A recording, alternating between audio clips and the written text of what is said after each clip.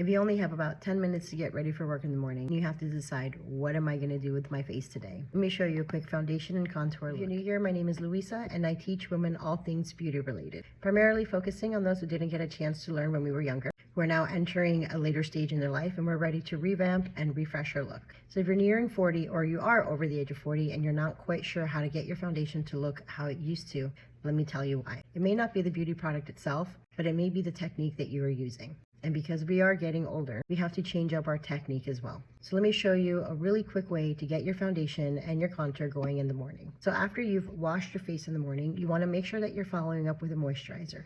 Moisturizing your face is probably the most important thing. Having a good foundation primer not only helps your foundation last longer throughout the day, but it also helps improve the texture of your skin. When you go in your foundation primer, you don't want to go just in a downward motion. You want to make sure that you get in your pores and your fine lines, so then that way the foundation goes on smoother.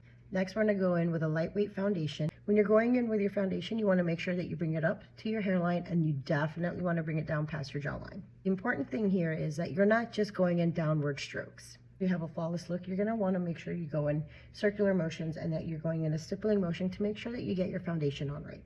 You can even apply foundation on your eyelids. Now, contour can seem like a very scary concept, especially when we don't know where to place our contour. So if you're somebody who's nearing their 40s or above your 40s, you want to make sure that you're placing your contour a little bit higher than you used to. So what you're going to do is you're going to find the hollows of your cheek, and you want to make sure that you go above that. So instead of applying it down here, I'm going to bring up my contour. I'm going to do one side of my face, and then I'll do the other side. When you're using a beauty blender, you want to make sure that you have gotten it really soaking wet and you've wrung out all the excess water. Now, if you want to learn different ways to contour your nose, we can get into that in a different video. So you're going to grab the bottom part of your beauty blender, and you're going to go in upward circular motions. When it comes to contouring your forehead, you want to make sure that you're not bringing the contour too low. You just want to bring it up to where your hairline is. When you're contouring your neck, you want to make sure you go in a downward motion. When you're contouring your nose, you want to make sure you grab the finer part of your sponge and blend that down and to the side. So now we're going to go in with a concealer or your highlight, and I'm going to place just a little bit of concealer right here and right here. Going in with a different beauty blender, you're going to bring that up the ridge of your nose. Applying a highlighter or concealer on this side is going to help make your eye look lifted. Now, if you were going to go out for the evening, I would definitely recommend it going in a little bit deeper with the contour. You can go in with a little bit of blush, and you definitely want to make sure that you bring that just a little bit higher than where you would place your contour and bring it up. You don't need to apply your blush at right center of your cheeks anymore, but if that's something that you choose to do, by all means, go for it. Applying your blush a little bit further out on your face is just going to help lift your face and give it some more definition. Now, this is another added step if you would like to, definitely not required.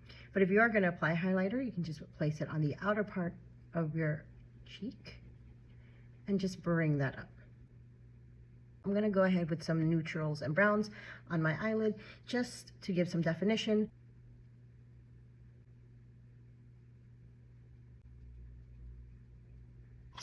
Now we can go in with some mascara. If you're like me and your eyelashes always stick straight out, I found that this trick is very helpful in making sure that they maintain a longer curl. Using the same technique I showed you in the previous video, you always want to go to the base of your lashes and you want to go side to side. Turn your mascara wand outward as you brush your lashes, and don't be afraid to coat your lashes more than 3 times. So as you can see, this side of my face looks lifted, looks more awake. Now I'm going to even out both sides of my face. I decided to highlight the bridge and the tip of my nose so that my nose would appear slimmer and more lifted. I went in with a neutral lip liner to bring out the shape of my lips so that they would look fuller, being careful not to overdraw my lips. If you want to continue learning, hit the like and subscribe button.